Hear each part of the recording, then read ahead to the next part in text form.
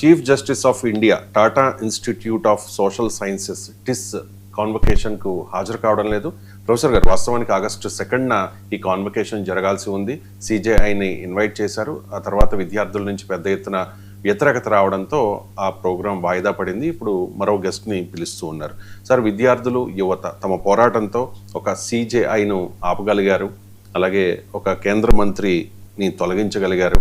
అంటే దేశంలో చాలా శక్తివంతమైన వ్యవస్థల్ని యువత ఢీకొంటున్న తీరును మనం చూస్తూ ఉన్నాం. అసలు మన దేశంలో ఏం జరుగుతోంది సార్? అంటే ఒక రకంగా డెమోక్రసీ సెలబ్రేట్ అవుతుంది. అది అంటే పార్లమెంట్లో, అసెంబ్లీలో నెంబర్స్ ఉంటే సరిపోతుంది, మేము ఏమైనా చేయొచ్చు, మాకు అధికారాలు ఉంటే సరిపోతాయి, మేము ఏమైనా చేయొచ్చు అనుకునేటువంటి వ్యవస్థను నడిపించే వారికి ఇది ఒక సవాల్.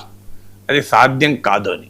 ఎందుకంటే మనకు చరిత్రలో కూడా చూడండి, అత్యంత శక్తివంతమైన నాయకుడు, ఎదురే లేదనుకున్న నాయకుడు కూడా చాలా సీరియస్గా దెబ్బతింటుంటాడు. నేను ఇదివరకు కూడా ఉదాహరణ చెప్పాను. ఇందిరాగాంధీ 1971 బంగ్లాదేశ్ లిబరేషన్ వార్, దేశంలో ఒక పెద్ద ప్రజా వెల్లువ. ఈవెన్ అటల్ బిహారీ వాజ్పేయి జనసంఘ నాయకుడు పార్లమెంట్లో ఇందిరాగాంధీని దుర్గామాతతో పోల్చారు. అంటే కాంగ్రెస్ పార్టీకి బద్ధ విరోధి జనసంఘ్, ఇప్పుడు ప్రస్తుత బీజేపీ. సో అలాంటి వాతావరణం అంటే రాజభవనాలు రద్దు, గరీబీ హఠావో, బ్యాంకుల జాతీయకరణ, ఈ ప్రోగ్రెసివ్ ఎజెండా, అసలు అలాంటి ఇందిరాగాంధీకి తిరిగే ఉండదు అనుకుంటే వితిన్ 3 yearsలో పెద్ద వ్యతిరేకత మొదలై ఆఖరికి దాన్ని తట్టుకోవటానికి ఆమె ఇంటర్నల్ ఎమర్జెన్సీ ప్రకటించింది 75. ఎవరైనా ఊహించామా ఇంత డిఫరెన్స్ వస్తుందని? ఇది కూడా చూడండి మీరు, బెంగాల్ ఎన్నికల్లో బీజేపీ అపూర్వ విజయం సాధించింది, మామూలు కాదు. సో 34 ఏళ్ల పాటు కమ్యూనిస్టులు గెలిచిన గడ్డ పైన కాషాయ జెండా ఎగరేసి తృణమూల్ కాంగ్రెస్ 15 ఏళ్ల పాలనకు ముగింపు పలికి ఒక తమకు అన్ఫెమిలియర్ గ్రౌండ్లో కూడా బీజేపీ అద్భుత విజయాన్ని సాధించింది. అది సాధించిన 30 రోజుల్లోనే చూడండి మీకు ఎంత మార్పు వచ్చింది. ధర్మేంద్ర ప్రధాన్ రాజీనామా చేయాల్సి వచ్చింది. అంటే మరి అది కూడా ఏ కాంటెక్స్ట్, అన్ని పార్టీల ఎంపీలు, ఇక రాఘవ్ చద్దా నాయకత్వంలో ఆప్ ఎంపీలంతా బీజేపీలో చేరారు. మీరు తృణమూల్ కాంగ్రెస్ తరఫున ఉన్న గెలిచిన ఎంపీలంతా బీజేపీలో చేరారు. శివసేన ఉద్ధవ్ ఠాక్రే వర్గ ఎంపీలు బీజేపీలో చేరారు. 2/3 మెజారిటీ వైపుగా బీజేపీ వెళ్తుంటే ప్రతిపక్షాలను ముక్కలు చెక్కలు చేసి చీల్చి చెండాడి ఇప్పుడు తృణమూల్ కాంగ్రెస్ పరిస్థితి ఏంటి? సమాజ్వాదీ పార్టీని చీలుస్తారంటున్నారు, ఎన్సీపీని శరద్ పవార్ వర్గాలు లాగేస్తామంటున్నారు. ఇంత జైత్రయాత్ర జరుగుతున్న సమయంలో ఏం జరిగింది? చిన్న పిల్లలు మీకు అశ్వమేధ యాగం అంటే మోడీ అశ్వాన్ని ఆపేశారు చిన్నపిల్లలు. సో అందుకే అర్థం, మన ఎదురు లేదనుకుంటే అదే పొరపాటు. బలవంతులు నాకేమని అని శతక సాహిత్యంలో ఉంది కదా. ఇప్పుడు చలిచీమల్ లాంటి యువదండు, చలిచీమల్ లాంటి జెన్జీ తిరగబడితే బలవంతులే ఆగిపోయే పరిస్థితి వచ్చింది కదా. So accountability of the institution, Supreme Court Chief జస్టిస్ను ప్రశ్నించడం మామూలు విషయం కాదు కదా. దేశంలో డెమోక్రసీ ఎంత బలంగా ఉంది అంటే దానికి నిజంగా చీఫ్ జస్టిస్ కూడా అభినందించాలి. ఆయన అంతకుముందు ఏ వివాదాస్పద వ్యాఖ్యలు చేసినా తర్వాత ఈ అంశం పైన, తనను పిలవద్దు అన్న అంశం పైన మాత్రం ఆయన చాలా హుందాగా వివరించారు. సో నల్సర్ ఇష్యూ వచ్చినప్పుడు కూడా it's a dialogue between me and students, మీరెవరి మధ్యలో అని బార్ కౌన్సిల్ ప్రశ్నించాడు. So Bar Council has no role అన్నాడు. సో వాళ్ళు నాతో వాళ్ళ సంవాదం అది, it's a conversation dialogue between me and students అన్నారు.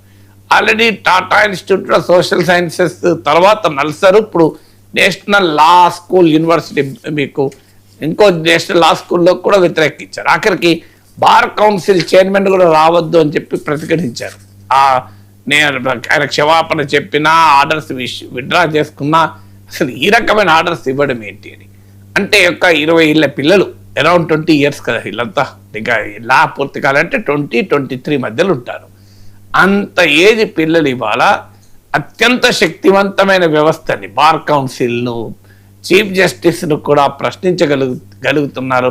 వారిపైన మరి ఏ రకమైన ఆయుధాలు ప్రయోగించారు? మామూలు ఆయుధాలు కాదు. ఇప్పుడు బార్ కౌన్సిల్ అయితే 2026 నల్సర్ బ్యాచ్ మొత్తాన్ని, మీరు మన్నన్ కుమార్ మిశ్రా బీజేపీ ఎంపీ రాజ్యసభ నుంచి, సో బీహార్లో నుంచి రాజ్యసభ మెంబర్ భారతీయ జనతా పార్టీకి చెందిన, సో ఎంటైర్ 2026 బ్యాచ్ అనర్హుడు అడ్వకేట్ గారు ఎన్రోల్ కావడానికి ఇచ్చినా కూడా భయపడలే.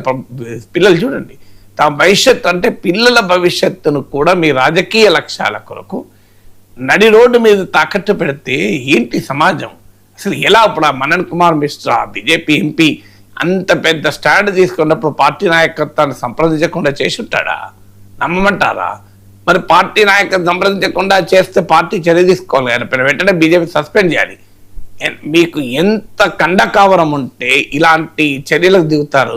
అన్యాయంగా ఒక బ్యాచ్ అసలు ప్రొటెస్ట్తో సంబంధం లేని వాళ్ళకు కూడా మీరు ఎంటైర్ బ్యాచ్ అడ్వకేట్గా మీరు ఎన్రోల్ కావాలి. ఆయనకు అధికారం లేదు. అడ్వకేట్స్ యాక్ట్ ఆఫ్ 1961 ఏ రకమైన అధికారం ఇవ్వడు. సెక్షన్ 49 చూడండి, 48 చూడండి, మీకు సెక్షన్ 24 చూడండి. బార్ కౌన్సిల్ అధికారాలు ఏంటి ఉంటాయి? మరి ఎలా అన్నారు? అడ్వకేట్స్ యాక్ట్ అధికారం ఇవ్వదు. అయినా కూడా మొత్తం ఎంటైర్ బ్యాచ్ మీకు అడ్వకేట్గా ఎన్రోల్ చేసుకోవద్దు అన్నాడు. అదే కనుక అమలయ్యి ఉంటే ఏం పరిస్థితి వచ్చేది? రేపు ఒక డాక్టర్ ఏదన్నా సోషల్ మీడియా పోస్ట్ పెడితే ఇండియన్ మెడికల్ అసోసియేషన్ ఆయన డీరెకగ్నైజ్ చేయండి, ఆ డాక్టర్గా అర్హుడు కాదు. ఒక చార్టెడ్ అకౌంటెంట్ సోషల్ మీడియాలో పోస్ట్ పెడితే ఇన్స్టిట్యూట్ ఆఫ్ చార్టెడ్ అకౌంటెంట్స్ అతని సిఏ లైసెన్స్ క్యాన్సిల్ చేయండి.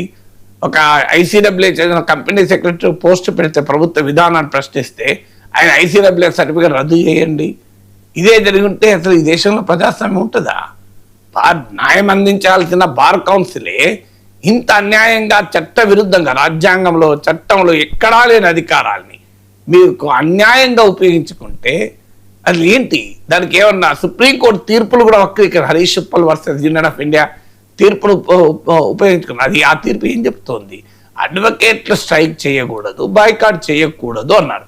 అది కూడా కోర్టు ప్రొసీడింగ్స్. కాన్వకేషన్లో మీరు అభ్యంతరం చెప్పద్దు, అది బాయ్కాట్ కూడా కాదు, ఇది అభ్యంతరం చెప్పారంతే. వైస్ ఛాన్సలర్ లేఖ రాశారంతే, రాసినందుకు అన్నారు. సో ఇంత జరుగుతుంటే దీన్ని అనుమతించి ఉంటే భారతదేశంలో డెమోక్రసీ ఉండేది కాదు.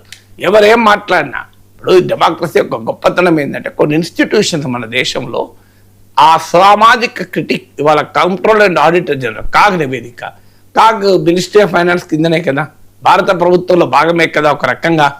కానీ దానికి ఉన్న అటానమీ ఎంత గొప్పది అంటే ఇప్పుడు Comptroller and Auditor General leave పెట్టాలనుకోండి, ఎవరికి ఇస్తారు లెటరు? ప్రిన్సిపల్ సెక్రటరీ ఫైనాన్స్కి ఇవ్వాలి కదా. సో ప్రిన్సిపల్ సెక్రటరీ ఫైనాన్స్కే లేఖ రాస్తాడు లీవ్ పెడితే. అలాంటి కాగ్ నివేదికలో మోడీ ప్రభుత్వాన్ని నిలదీస్తూ 89% రైల్వే స్టేషన్లో కనీస సదుపాయాలు లేవు, లాట్రిన్ లేవు, డ్రింకింగ్ వాటర్ లేదు, రైల్వే స్టేషన్లో డ్రింకింగ్ వాటర్ ఈకోలీ బ్యాక్టీరియా ఉన్నదని రిపోర్ట్ ఇచ్చింది. ఇది భారతదేశంలో ఉన్న గొప్పతనం. ఎందుకంటే ఆ ఇండిపెండెంట్ చెక్స్ అండ్ బ్యాలెన్సెస్ ఉండడం అనేది భారతదేశం అనే కాదు ఎనీ డెమోక్రటిక్ కాన్స్టిట్యూషన్ లక్షణం. ఇలా అమెరికాలో చూడనమాట, ట్రంప్ మన ప్రపంచ దేశాల మీద టారిఫ్లు వేస్తే international emergency economic powers act కింద సుప్రీంకోర్టు కొట్టేసింది.